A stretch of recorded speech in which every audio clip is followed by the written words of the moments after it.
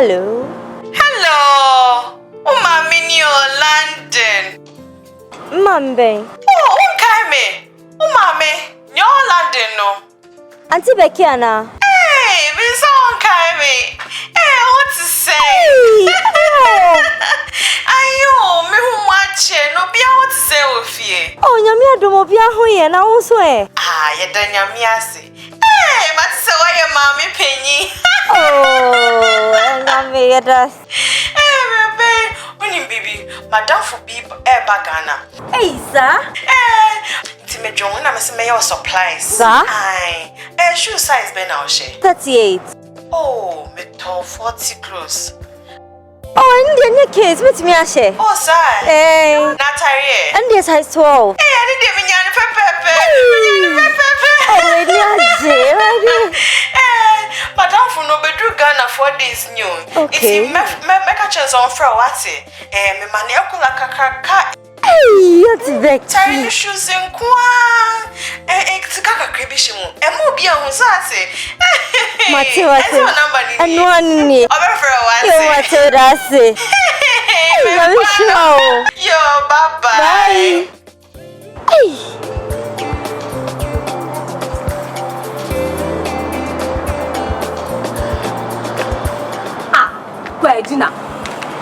Gina, but there's no confirm Bona.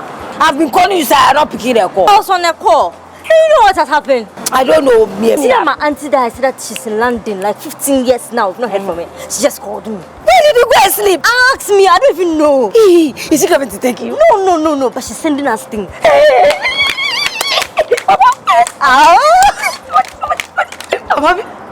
No, wait. Why have you stopped? Wait. Gina, Neko auntie, when she called you, did she mention any other person's name? I don't remember anything like that. But how does that matter? Matter so. Use Moicho. This is the new way people are using to fraud people. Fraud? Yes. Are you sure? Come on, bomb me like am I sure? Wait, she said the person will call me in 5 minutes time. Yo, boy, about what they want you Cantamanto and Mimi, yo, yeah. Not gonna waste my time. Wait, there's a copy. Hello? Yes, this is Gina. Man, say you're bringing me the things. Your mama nyama se me fama. Intimate and your mano. Oh, me will be a yaw yet deliver mammy intimate nyama nyabe mano. Not the bishia why. Oh, okay, with us. Would they menyako? Mamma froba. Yo, I should have seen this viola. Mommy, find a family and what I should have seen this view. She'll come back right now. Wait. This woman, I mean, believe ye. Let's go and query her. What query? Wait, me, I believe so. Wait. Yes, hello. You nya problem kakrebio. Hey, problem be. Papa na odin your man neighbor no we nya force kakrebina. Fault be. Ohia emwa. Sisia de min kiteska me so ameni mobile money nti se obetumi am wano ya na me de usika na ma. I don't put in there papa no. Car tire na pai. Ne car tire pai. Nti ohia be sesem. Ohia be se 200 cedis. 200 cedis. Oh yeah, pacho me ba ma for. No, but you are too Ghana. That's the poor back sister. What they one wants to Cantaman do. Asha, let's read question. Query her. Charlie. Hello. Pacho se me auntie Ben si fan your money brem Caruana. Aye. Na se first was Belinda. Dabi na kalu. And also fan your money brem me. Aye. Pacho me din the same. Madam, your man open na se wompe. Udia ye me pen your money biom keep you. Oh, aden. Oh, keep you. Unqual answers 25 different. Aden. Hello. Aisha. Hello. Hey, me favor. Hey, Charlie. Carlos Gade. Be smart. Use Oyicho. Don't become a victim of mobile money fraud. Stay safe.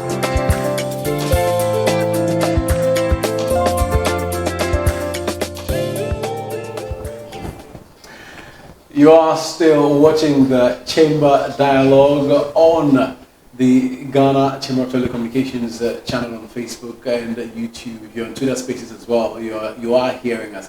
The first conversation we had was on SIM swap, the SIM swap scam. Basically, you need to protect yourself, protect your data one, If you realize that your network is off, make sure that you call 100, call the networks to report saying. And if there's some funny activity, you're getting a lot of calls from people you do not know, make sure you also call the network to report saying. You never know, you could be saving yourself or saving some valuable property of yours. Now, we're going to move to our next conversation, and we are talking about other fraud types. SIM swap itself constitutes a type of fraud or scam, but there are other fraud types that are worryingly coming up within the system.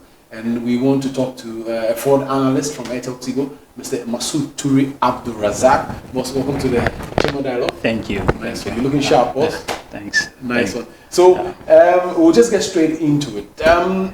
For you, when you watch, I'm sure you've been monitoring the fraud landscape for a while from where you sit. Yeah. Would you say that the situation is improving when it comes to fraud, or the fraudsters are coming up with new ways to defraud Ghanaians? So basically, I would say it's actually improving, but the same way it's increasing too. How's that possible? Yes, fraud is very dynamic, especially fraudsters. They always come up with new ways to do things. Yeah. So talking about current evolutions, we are looking at IRSF, International Revenue Sharing Fraud. So this you realize. Sorry. Could you please break it down for us? Sure. So for this kind of fraud, you come and then you realize you have a missed call, which is an international number, usually from strange destinations or originations rather. Originations. So you'll be tempted to call back. Once you call back, they are going to drain your airtime. So I normally will get a call from is it Cape Verde or exactly Nicaragua and those funny countries. Yeah. So I don't even want you to get into the types now, but I mean, when you scan the landscape, the telecommunications landscape, do you think that people, because we've been doing a lot of education. Yeah. Airtel Tigo, from where you come from, a lot of education. MTN is doing a lot of, Vodafone is doing a lot of education. What is it? Is it that the industry needs to do more, or people are just not paying attention? So for that, I won't say people are not paying attention. People might be paying attention, but maybe they are not involving their wards and aged, maybe they're illiterate. So maybe most of these educations we do are too formal. For the people in the suits. Exactly. So what of our mothers in the markets who are not aware of such situations? Yeah, we need to go down to their levels also. And then we, the ones in suits, when we get such information, we should also just share such information with our wards and the aged. Yes. Others. The vulnerable. Exactly. Okay, now, the audience is sitting at home, some in their offices watching, asking, what are the fraud types they need to be aware of? And break it down for us. Walk us through them. You mentioned the first one. Yeah. Yeah. So another worrying one is social engineering. So for this, you realize you'll be there, and then a strange number will be calling or call you. Pretending to be someone you know, or pretending to be from maybe Airtel Tigo or MTN, Vodafone, whichever. And then the person tries to lure you for some information. I think first thing, what I would advise you to do is, once you identify such calls, such persons, you just have to hang up. That's the first thing to do. Hang up. You have designated lines from those particular MNOs. You can, or if it's a bank, they have designated lines. You can immediately call those lines to find out if the information that person is seeking is actually true or not. But Mama Sue, yeah, my auntie got a call, because these days what people do is that once they get your number, yeah, they can try sending you mobile money, yeah, see your name, and then they call you and they mention your name. Masood, how are you? Masood, I sent you 1,000 and you've not given it to me. If you don't give me the money, what will happen to you? My God will come after you. Exactly. Like, it's a social engineering. Yeah. So even though the number might not be coming from an MNO like a Airtel Tigo, Vodafone, they make the story so convincing. Like the adverts we played from the chamber. Yeah. Someone calling from London saying they are your auntie. So in those instances where the story is so convincing as Ghanaians, yeah, what happens? I think basically, just as I said, the education is very key. Yes, people are vulnerable. These people come in hard on you, trying to get information. So you need to maintain your posture, hang up the call, seek, or okay, for that person, let's say the person has no information about this, or the person has no education on such situations. But the best thing is not to give out any information. If anybody calls you, you don't know them. You don't know them. Hang up. Hang up. Anybody calls That's you, the don't first know them, line of defense. Hang up. Exactly. Don't stay on. Hang up. Okay. Yes. Once you hang up, the next line of defense is to report such situations to authorized numbers, just as we said. Or maybe if the person is an illiterate and then has no information about this, the person can seek advice from a relative or maybe a friend. Exactly. Now, regularly, are we seeing more people falling victim to this? Are the service centers being inundated with calls of someone has defrauded me? Yes, we do receive. Yes, exactly, because just as I said earlier, these people always come up with different ways. So you might educate. So that's why in educations like this, such forums, when we are educating, we don't limit the scenarios to a particular one. We make it very open so that you can. So whenever you find yourself in such situations, you need to think smart. Those people are very smart, but you have to be smarter. Yes. So speaking of the instance, is it the IRS? Is that what you IRSF? That's International Revenue. All right. We've also spoken of social engineering, where people might call you acting like they know you.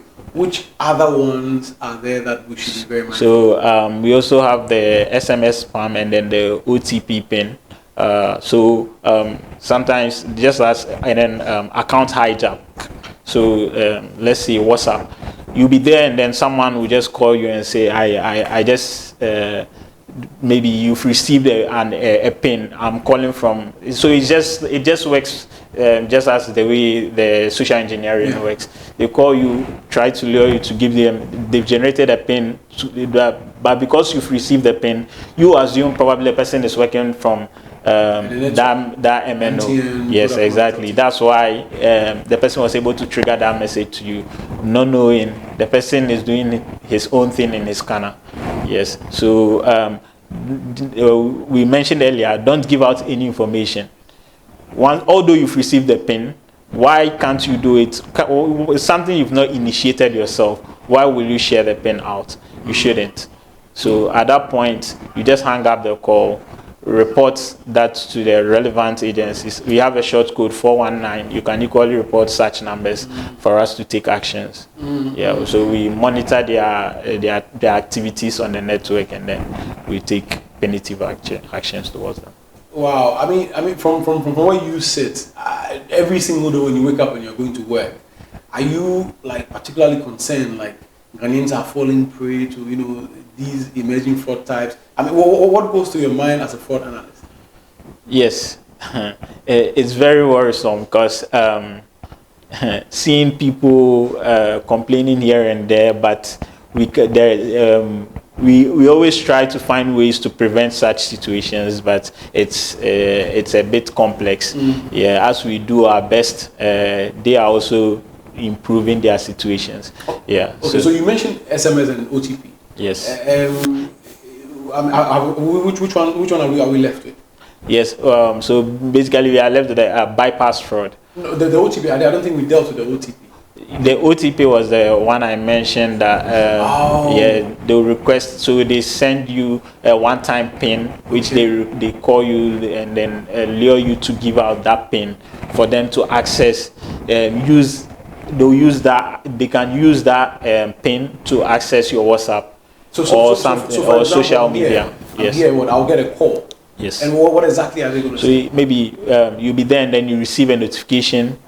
You get a one-time PIN, maybe a 4-digit PIN. Then immediately someone will call you. You've not initiated anything. Then immediately someone will call you that, I just initiated something from the office, from the MTN office, and then I need you to give me the PIN to help you secure your account or something. do not give out the information. But if that in that pin they gave you the 000, Yeah. if you give it to them, would they be able to use it for anything? Yes. If you do not. So just as we said, the WhatsApp. So WhatsApp has the account verification code. Yes. Yeah. So with that, once he already has your WhatsApp number. So he will try accessing your WhatsApp from there, and then they will request for the OTP pin. Oh. So once you give him that pin, he's able to quickly access your WhatsApp account, ending up hijacking your account. Because so there are two things. You either not give the information, but sometimes you might be a bit vulnerable, hand over the information before you realize you made a mistake. Yeah. So at that point, immediately you realize you have to quickly go back, log in, do some changes to the account to make sure you secure your account immediately. Wow. Yeah. Wow. I mean, that's yes, public. yes, exactly. We have the double pin, double verification, two-factor verification. Sorry. Yes, I think that will also help because although the person will have the pin, but a verification will come to the initial login phone for the person to verify. So once you don't verify the second part, the person can't have access to your WhatsApp. Your WhatsApp. Or social media platform. What about the text one? Yeah. So also for SMS, so we have fraudsters who also spam people. So they send the broadcast informations, trying to lure people to. So they even with the scenarios of the IRSF, they can even send you a text message and say, "Please call me back." It's a foreign number. These are high premium rates numbers. So once you call, just a minute call can cost you more than 50 cedis a time. So immediately you call, deduct you such amount, and then they have a way of sharing such revenues from together with the carriers. Wow. So the numbers I sometimes get from Dubai. Yes. Because you're sometimes tempted because you're like, well, maybe it's a relative out there who's about to send you some pounds or so some, that's where dollars or something. That's where you have to be vigilant. You have to know that if it's a relative, you definitely try calling the second time, and then the person won't just. Usually, some phones will tell you how long the call will ring, the call rang. So when you meet a 3-second call, why should you call back? The person didn't call. The person only flashed. But sometimes, correct me if I'm wrong, but sometimes they call. They don't just call once. They call twice, thrice, multiple times. But those people avoid cost because they call in multiple numbers. Because they what they do is they target a particular network, and then spoofing calls. Avoid. So they make sure they hang up before the people pick up.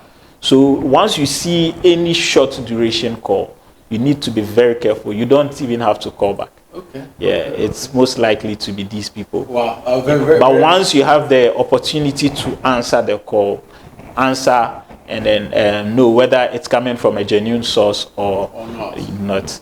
If not, then. But once you answer, no one speaks, then you don't need to call back. Okay. Wait for the person to rather call back. If it's a genuine person, the person will do. So you've run through a list of the current fraud types. Yeah. You know, from the social engineering to the calls from international numbers to issues of OTPs and the likes. Are there any other ones we need to be mindful of? Any other ones that our mothers, our sisters, our brothers, out there should be mindful of? Yes. So I think also. One thing I would like to tell our fellows out there is that they have to be mindful of the kind of information they put online. How do you explain? Yes. So basically, it's not that any information that you put online. So someone today I'm here. Yes. I post that I'm here. In the next few minutes, I move to another location. Then it's on my Snapchat. Yeah. People read your movement. You don't know who is after you. So you have to be very mindful. And then even posting something like your pictures of your ID card. Maybe you were just taking a picture of your desk, not knowing your ID card was on your desk. Taking that picture, posting it on the social media, fraudsters are out there. It becomes vulnerable to them, and then they can have access to your personal information, with which they can use to perpetrate fraud. Suppose it's TikTok era, it's Snapchat era. Let me post my location. I've been to a nice restaurant. Let me post it. It's fine, but don't do it too much. Wow, I'm sure that a lot of people listening will be like, nah, this one doesn't, Yeah, we all do it once in a while, but you have to know when to do it. Okay. And then you should be very sure of what you are putting out there, not just everything. So you've hinted throughout this course of this interview of what people should do to protect themselves. I mean, you've given hints, but let's now delve into it, specifically. So now for the people who are watching, you've spoken of being vigilant and not sharing information. Yeah. In a chronological order, outside of being vigilant, outside of not posting, too much sensitive information out there, outside of, calling the the MNOs in case you realize that some kind of fraud is going to be perpetrated, are there any other thing that people should be doing more of to protect themselves from different types of fraud? Yes. So I think one key platform people are using also are WhatsApp groups. Yes. So it's best if you go to your settings and then you set whoever can add you to a particular group. Yes. So these people they can create any group, get some numbers, add them, and then they put in phishing links. So it's not just any link you see online that you have to click. Yes.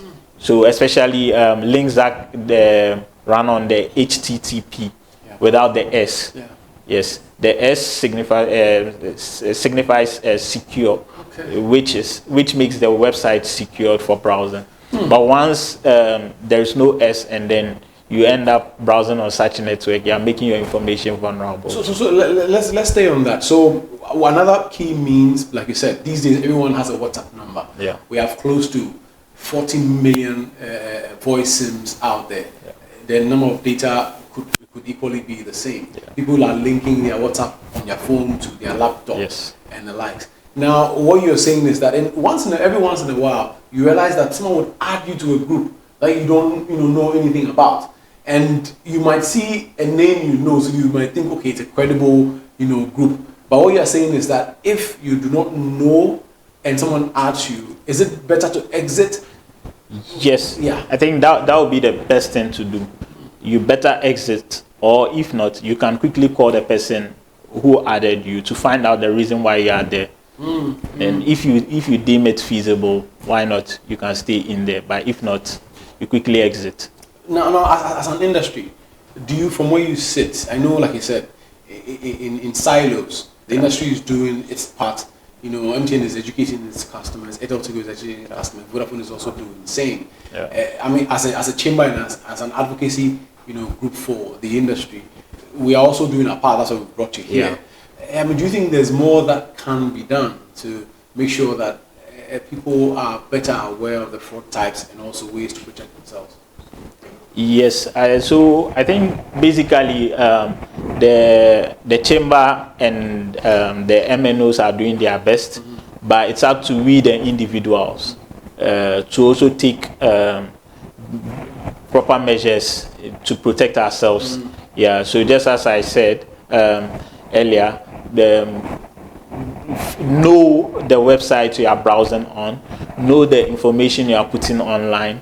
Make sure the passwords you are using are very complex. Don't be using incremental numbers or your pet's name, your surname, your favorite uncle's name. All those things are very numbers, upper cases, exactly, with lower cases. Yes. So make it very complex. You can add the hashtags and all that, or other characters. Yes, exactly. And then also, one thing you can also do is to how do we call this? So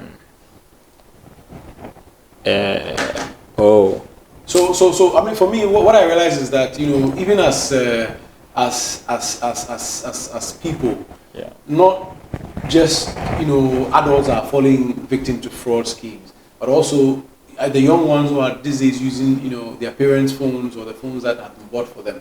Even businesses are also falling victim. So it's important that, like you're saying, vigilance across board. If you have a child that you've given a phone to, you need to be vigilant. You need to put some, I think, parental locks on there or systems on there so that they are not, preyed on by fraudsters. That's true. That's very true. Because you could be out and then maybe your phone is in there. Sometimes I don't know if you allow your words to answer your calls, but a fraudster could call in your absence. The person answers, and then he says, "I just sent a particular pin to or where's your mother? My mother is not home. I just sent your mother just told me to send a pin to your phone. Kindly go and send me the pin or mention the pin for me to give to your mother or something." Your word will do that. The person will quickly do that. So it's always best to educate such vulnerable people. Education. So I think those people, the best way we can help them is the general public. The best way to help them is to educate. So we shouldn't limit the education in the formal way. We should go down. Go to the villages, the rural areas and all of that. Yes. But I mean, as end users, vigilance is the word. You need to be vigilant. If you have the information, make sure you also educate your parents who might not be, as educated, your kids. Vigilance is the word. Make sure everyone around you is educated, because like I said, the weakest link can be the means by which they can reach you and destroy you, your business, or exactly your company or whatever you have. Yes. Any final words for us, Masood? Yeah. So I think for the what's the name, MNOs also, the fraudsters currently, talking of I think the general public might not know this, but this is specifically for the MNOs. Yeah. So the Symbox fraud, the fraudsters are now taking advantage of the roaming business. Yeah. So they are exploring such fields, which I'm putting across. Maybe we should be very careful. As an industry, yes, exactly. We need to do a lot more analysis to understand how they are perpetrating such frauds. Wow. Yes. If you're a fraudster and you're out there, watch out. Masood, the Ghana Police Service, the Chamber, and our stakeholders, we're working together, and we will come after you. So make sure if you're thinking of perpetrating some type of fraud, desist from it. Well, it has been an exciting conversation. Masood Abdulaziz Toure, Abdulrazak Toure, fraud analyst with Airtel Tigo, has been helping us appreciate the evolving trends of fraud, the different types that are happening out there, and reminding us, let's be careful, let's safeguard our information, let's not be putting everything out there. And if people are calling us from different countries that we do not know anything about, make sure you do not pick such calls. The key thing lies with you. The information can be put out there, but you need to take some action and take some ownership and responsibility when it comes to protecting yourself, protecting your business, and protecting your family. Thank you so much. My name is Obiose, and this has been another edition of the Chamber Dialogue on the Facebook and YouTube channels of the Ghana Chamber of Telecommunications. We'll come your way another time with another interesting topic that would help you better exist within the telecommunications ecosystem, because for us our objective is to make sure that we basically build an industry that is trustworthy by you. Yes, so many thanks for joining us, and much appreciation for my first guest, Anthony Techi from MTN. So do enjoy your day, and make sure that you keep monitoring the social media handles of the Ghana Chamber of Telecommunications on Twitter, on Facebook, on YouTube, wherever. And then if you can, also make sure you participate in the delinking exercise that is currently ongoing. *402 *1# to make sure that you delink any unwanted SIMs linked to your Ghana card. Do enjoy the rest of your day. Thank you. Fellow Ghanaians, to easily check the number of SIM cards registered to your Ghana card, please use the short code *402*1#. You can follow the following steps to find out how many SIM cards are registered to your Ghana card. Step 1. Dial the short code *402*1# on any network. Step 2. Enter your Ghana card PIN. Make sure you enter letters and figures without any spaces or hyphens for verification, just like this. Step 3. Make sure you enter your date of birth in numbers with the day followed by the month and the year you were born in without any spaces or hyphen for verification, just like this. Step 4. Once verified, you will receive an SMS with a list of mobile numbers linked to your Ghana card, including the corresponding networks. Now, if you identify any unknown mobile number or numbers linked to your Ghana card, please visit the service center or retail shop of your service provider for a delinking of the number or numbers. For more information, call 100 on all networks or NCA on 0800-110-622. Remember to register your SIM cards before the 31st of May 2023 to avoid being deactivated from your network. This message is brought to you by the Ghana Chamber of Telecommunications with information provided by the NCA.